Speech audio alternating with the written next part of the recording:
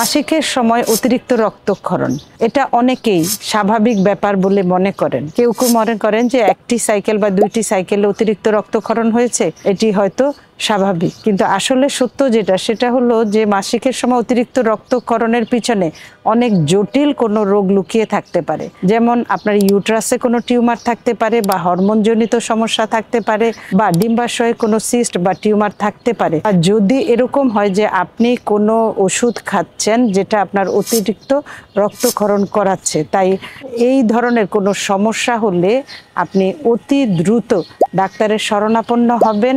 এই ক্ষেত্রে সিম্পল কিছু টেস্ট যদি আপনি করিয়ে নিতে পারেন ডাক্তারের পরামর্শ অনুযায়ী এবং অতি দ্রুত চিকিৎসা করেন, তাহলে দেখা যায় যে এই অতিরিক্ত রক্তক্ষরণ যে সমস্যাগুলো, রক্ত শূন্যতায় ভুগতে পারেন, আপনার হার্ট ফেলিউর পর্যন্ত হতে পারে। তাই আপনি দেরি না করে অতিরিক্ত রক্তক্ষরণ মাসিকের সময় যাদের হচ্ছে তারা ডাক্তারের শরণাপন্ন হবেন এবং চিকিৎসা করবেন।